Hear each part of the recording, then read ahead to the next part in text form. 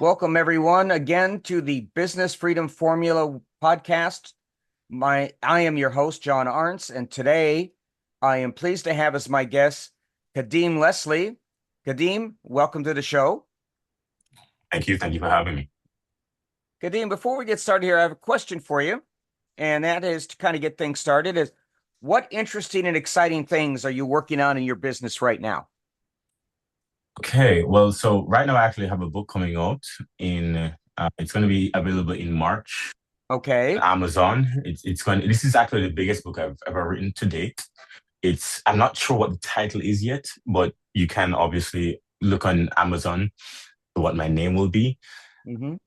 as to what my name is, right? Kadeem Mm-hmm. Leslie, just look me up on Amazon. But this is the biggest book I've ever written. It's already written. It's 400 pages of Mm-hmm. just talking about financial freedom. I have pioneered something called the Big Three. If you don't know me, the Big Three is real estate, business, and investing. It's the simple path to financial freedom. And I've systemized it in a way, broken it down that it's really, really great that anybody can pick up the book and have a really good launch into their Mm-hmm. financial freedom journey. And so Mm-hmm. the Big Three, I'm not sure what it's going to be called yet, but it's going to be available in March.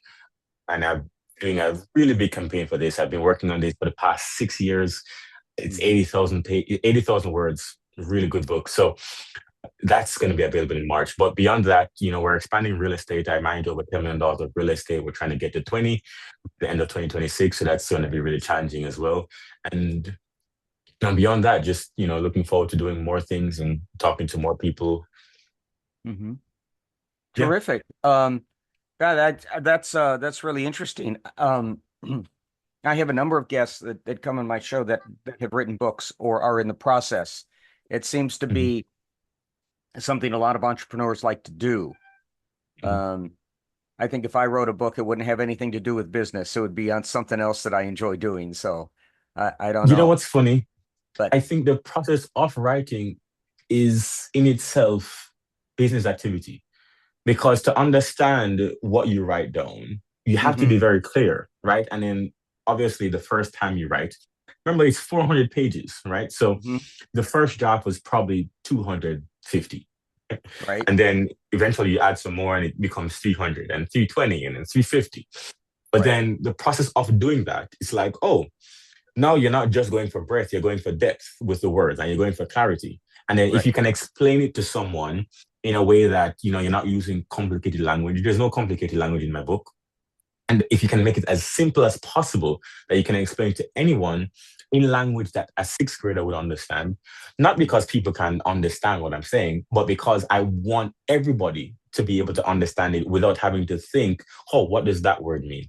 right. That process is really worth it and actually makes it so much clearer as to what I'm doing as well, because I think the best people in the world are also teachers. And that's not a coincidence. Yeah. And I would agree with you. It's when you have to explain something to somebody that doesn't understand, Right. you have to really know what you're saying. And Absolutely. and I had a situation with this many, many years ago where I had just gotten started with a company and I was trying to figure, and I was doing this as a programmer. Okay. So I'm sitting there and I brought some stuff home because I was having trouble understanding something. And I'm sitting across the kitchen table from my wife talking, and I'm explaining this to her. And while I was Mm, explaining to her what I was trying to do, all the light bulbs went on. there you I go. knew the answer because I had to explain it in a way she understood.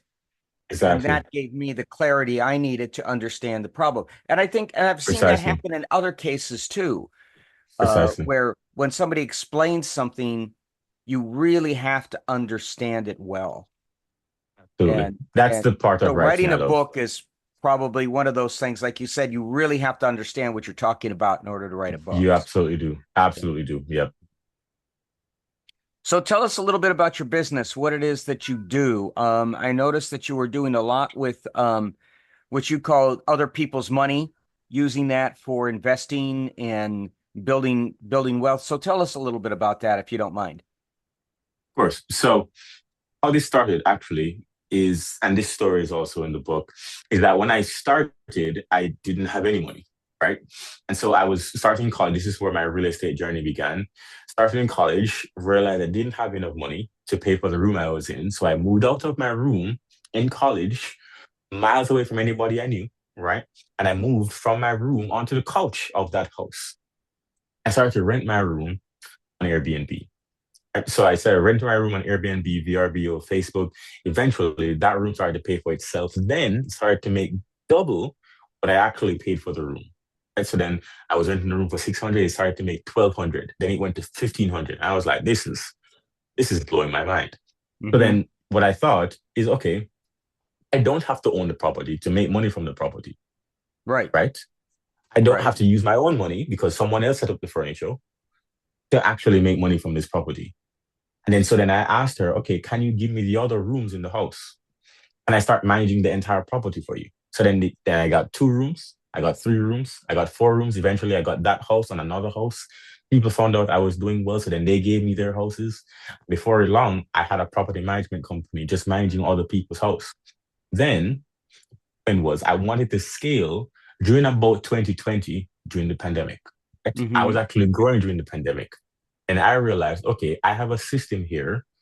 Other people, when they're doing Airbnb, their places closed down. I'm not sure if you remember, but people stopped traveling.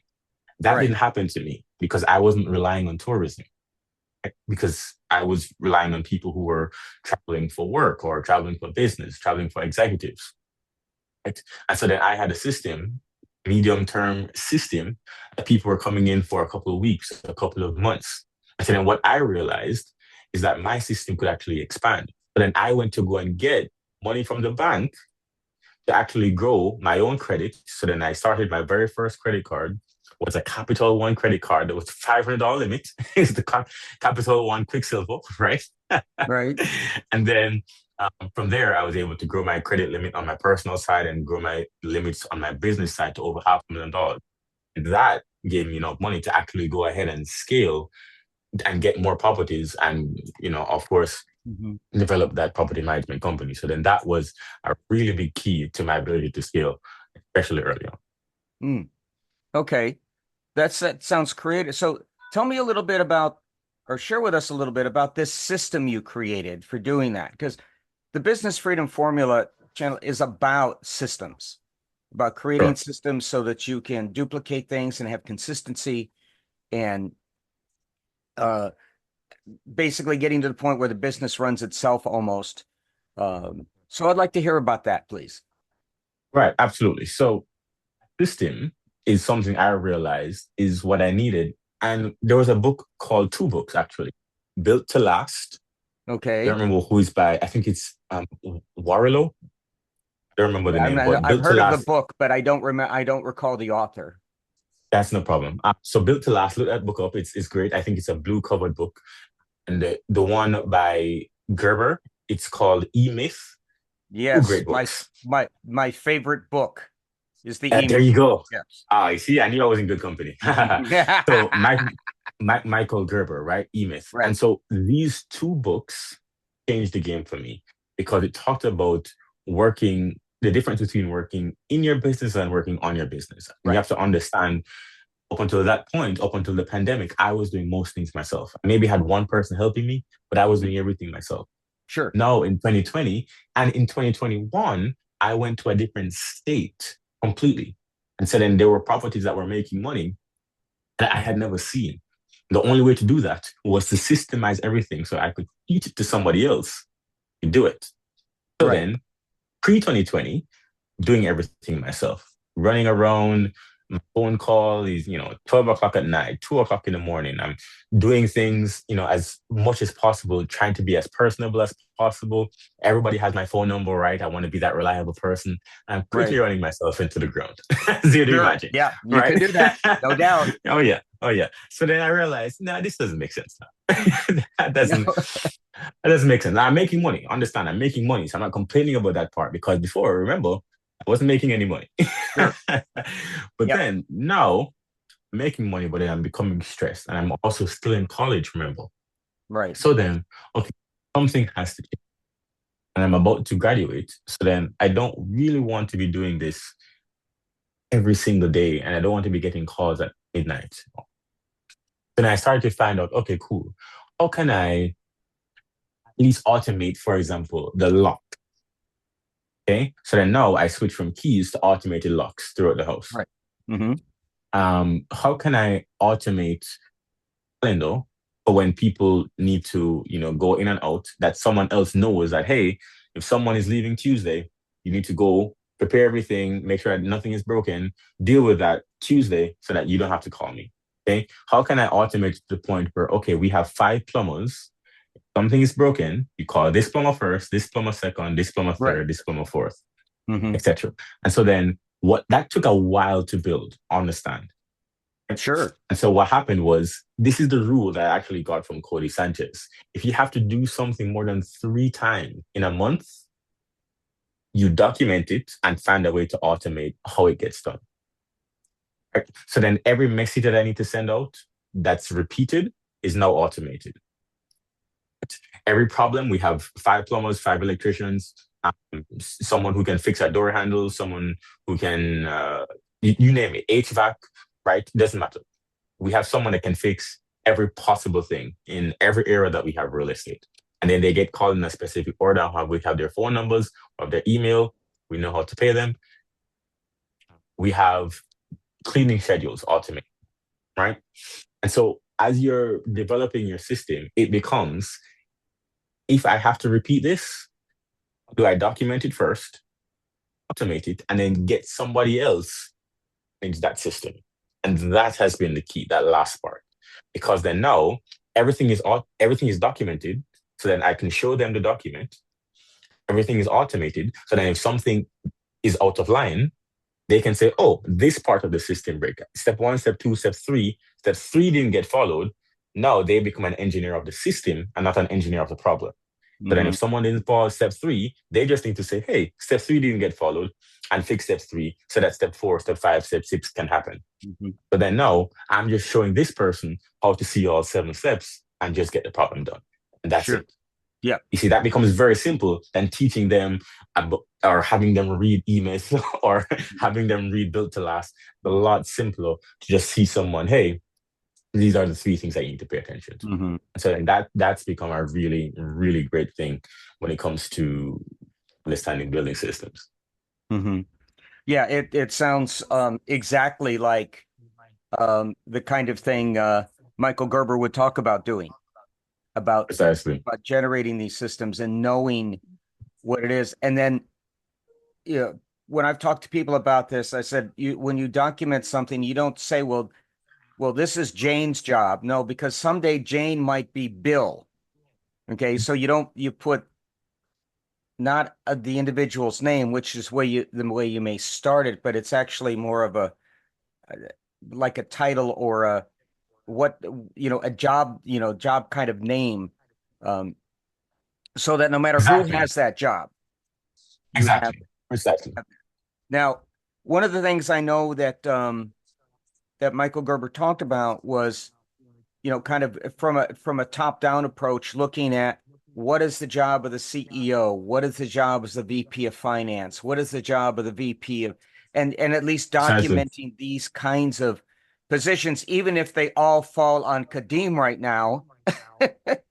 Right. Kadeem has to know what he needs to do. So have you gone to that level yet in developing your organization?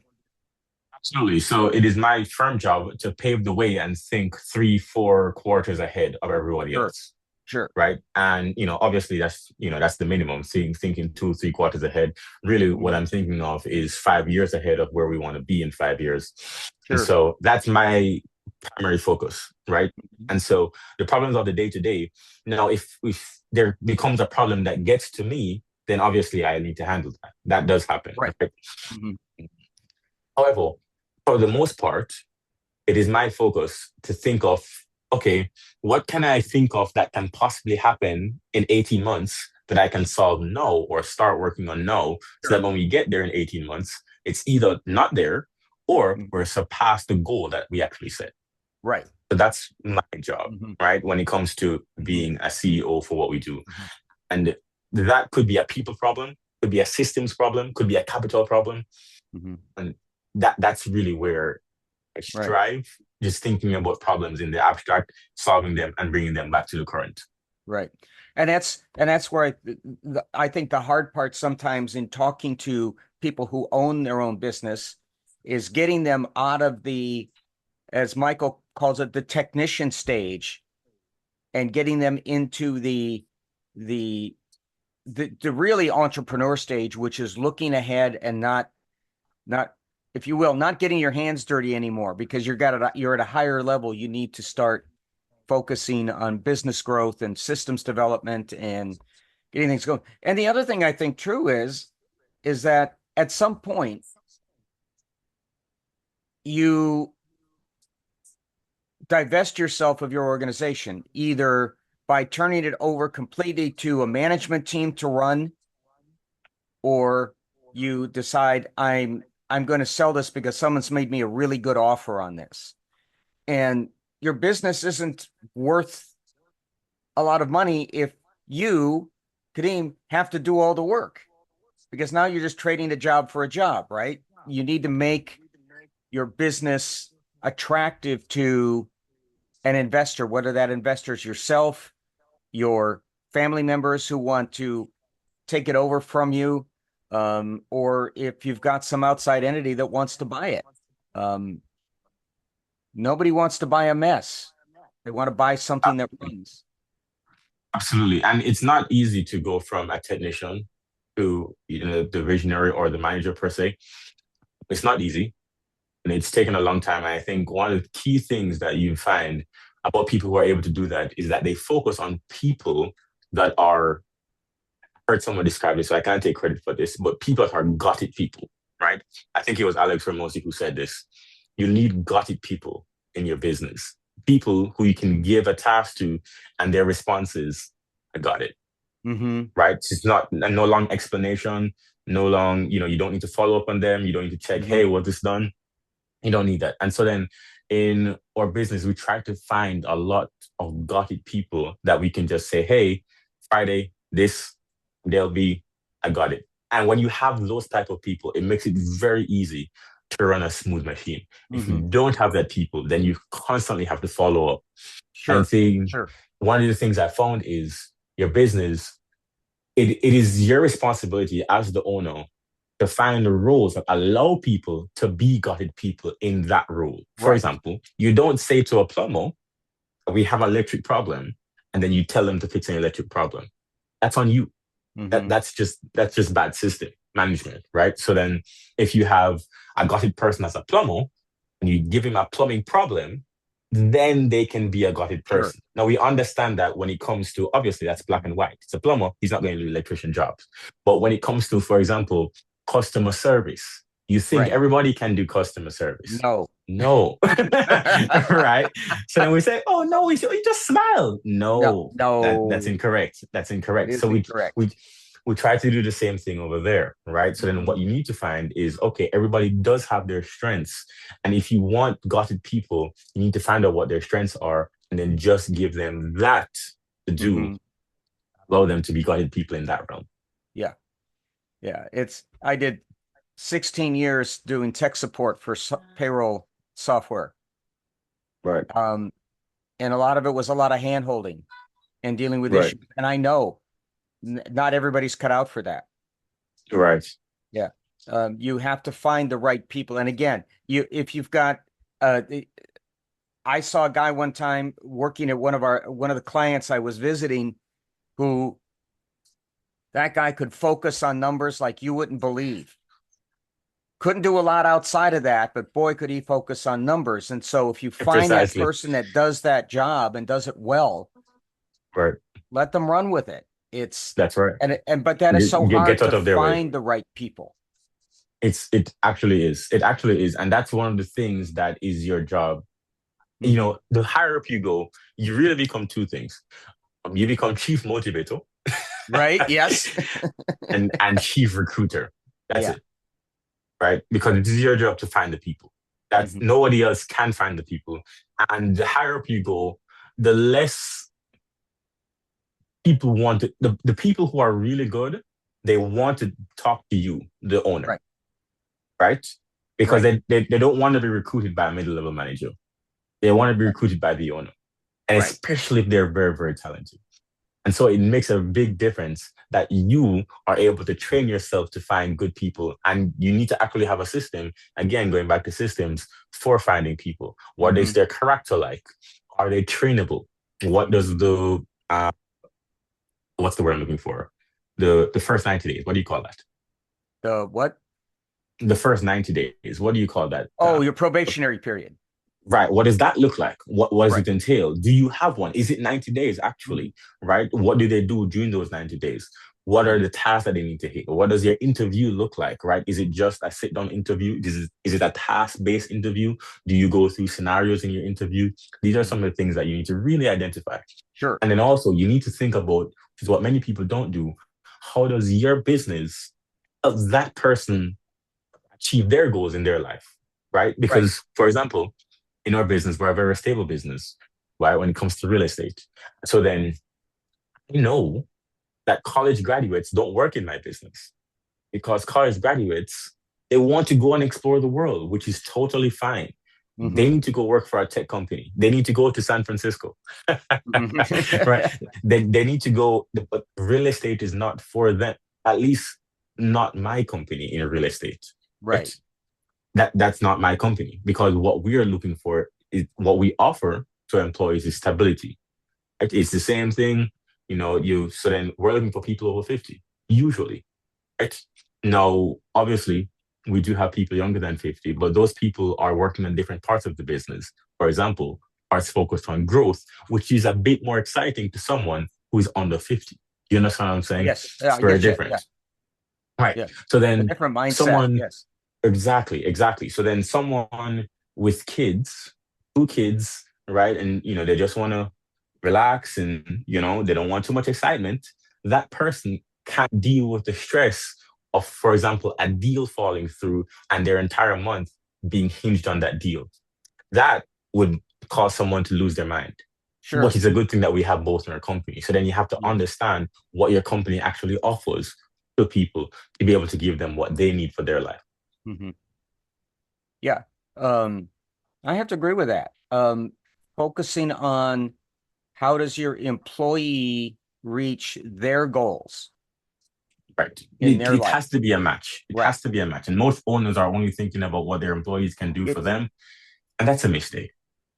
Yeah. Many years ago, I took a leadership class, a program, and they talked. That was one of the tenets of that is what do your people, what are their goals and aspirations, and how can you help them achieve their goals and aspirations while they are helping you achieve your goals and aspirations? Okay. Absolutely. And that's Absolutely. that's a tougher fit than just hiring somebody off the street and tell them, you know, answer the phones. Right. It's very different. And there is somebody Absolutely. for every job in your company. Right. There is Absolutely. somebody who Absolutely. will do a job like you wouldn't believe. Right. It's Absolutely. your Right. job to find that person. Yep.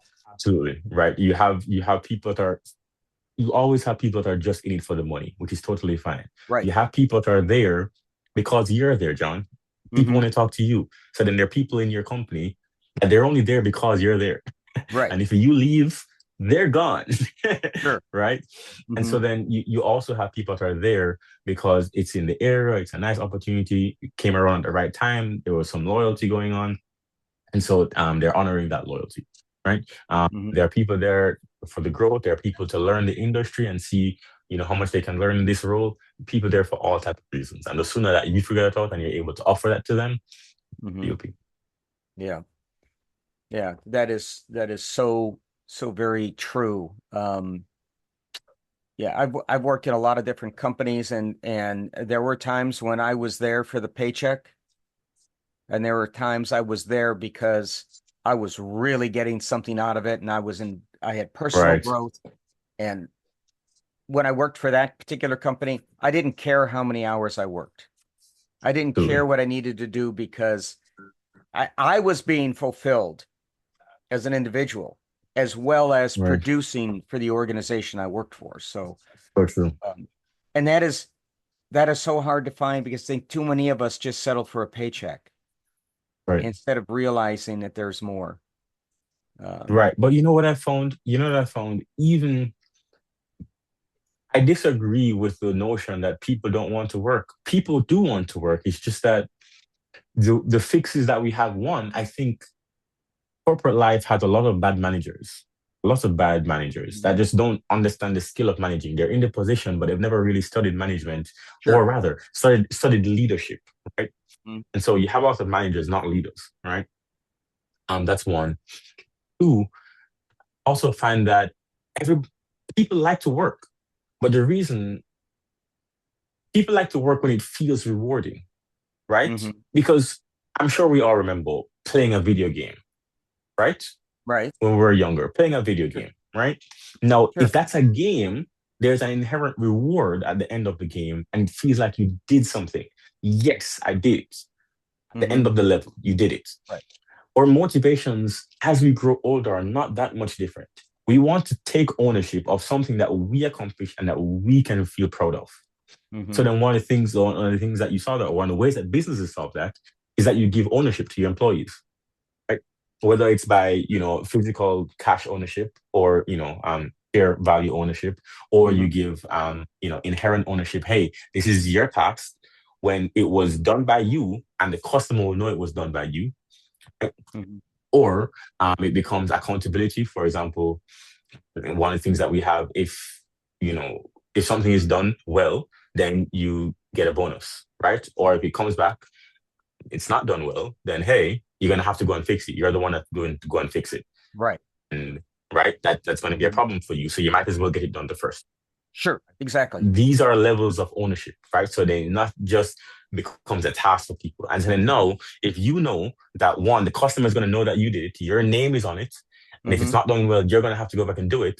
Then of Mhm. course you're going to do it well the first time, Sure. Sure. Yeah. right? Yeah. So again, it's not necessarily a money fix, or you just you find better people. It's sometimes a psychological issue, Mhm. psychological fix, which may or may not be completely free, just thinking about the task in a different way. Sure. Sure. Yeah. Yeah, that is very insightful. I recall years ago I read an interesting article. The Southwest Airlines always had, like, when people would, now this goes back pre-pandemic, so I don't know, 'cause there's been a lot of change in the airline industry and it may not be the same anymore, but at that time, like 70% of the people that customers had face-to-face contact with got these very high reviews about being friendly and helping and all of this. Right. So Southwest was wondering, well, what about the other 30%? So they hired a company to come in Mm. and develop questionnaires for employees and have conversations. And then they developed a, if you will, an avatar of the best employee, of what their traits were, what their personalities were like, all these. And then they use that to hire people, because these people dealt with the customers all the time, trying to keep that customer satisfaction level as high as they could possibly get it. And, that's an extreme. Obviously, they have deep pockets and can afford to do that, where a small business owner can't. But the idea is the same. If you've got somebody Absolutely the who's a same. customer facing person, what do you want that person to be like? Do you want them to be grumpy? Right. You know? Right. Do you want them to always look like they just crawled out of bed in the morning? I mean, there's So obviously not things that you need. They need to be articulate. You need to be able to teach them the product or the service. And here's a funny thing. We were talking about systems, Kadeem. I've asked business owners, what is your oops policy? mm, And I get kind of sometimes a blank stare. Like, what do you mean? Say, well, what is your policy when things go wrong? right. As they will. How do you deal with the recovery? Because recovery, everybody acknowledges that sooner or later somebody you deal with makes a mistake. That's It right. happens. We all accept Right. that.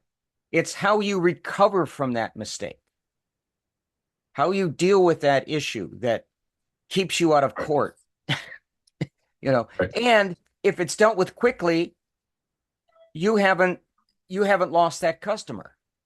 That's right. Mhm. And you haven't lost an employee. I will Right. repeatedly say this. to anyone that's in business, your employees, your employees are your business, right? Right. And I think sometimes we trade employees for customers, and I think that's just a mistake. I think when you are looking at your business, if you are picking the right employees, Hmm. then you should be very comfortable siding with your employees probably 9 times out of 10. Not saying they're perfect, not saying Right. that. Hmm. But if you're picking, these are good people, and you're picking the people who also pick good people, then the customer may not always be right. Now, that doesn't mean that you tell them. Hmm. That doesn't mean that you argue with the customer.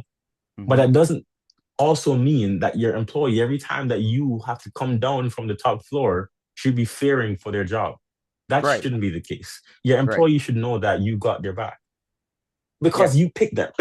Yeah, exactly. Exactly. Because that Right? So, reflects back on you as the owner. Yeah. right. And you're Now, right. obviously, right. So then, obviously, they're not perfect. I get Mhm. that. But at the end of the day, trading an employee for a customer off the whim, that's a mistake. And I think that quickly gets any business a bad reputation. Mhm. Yeah. Yeah. And and as you said, the customer's not always right, but the customer is the customer. Right. And so you have to manage their expectations as well. Exactly. I worked for a gentleman many years ago when I first started doing that software support who said you have to manage the customer's expectations. It took me a long time to understand what that meant. Right. I didn't, and I'm an educated individual. I just never heard that heard it said that way. And it took a while Right. for it to kind of gel into what that actually meant.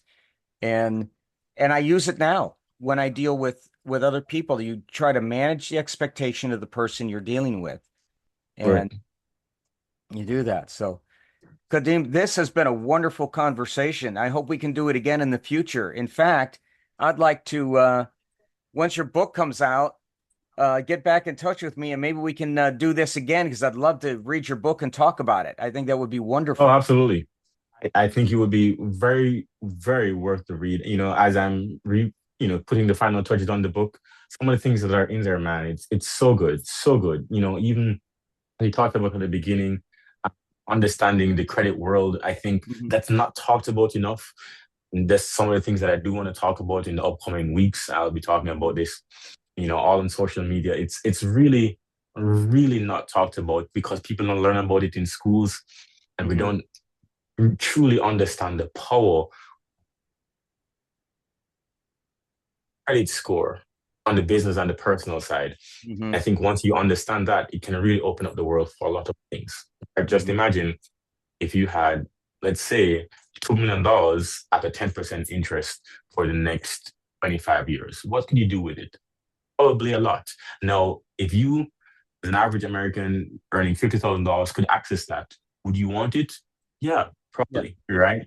sure. And so, some of the things like that are in the book, and because it's just a really great problem solver when it comes to financial freedom. So, I would love to talk to you again. Love to talk to you about business systems. Love to talk to you about real estate. I have so much to offer, and I think your audience is really, really gearing for it. All righty.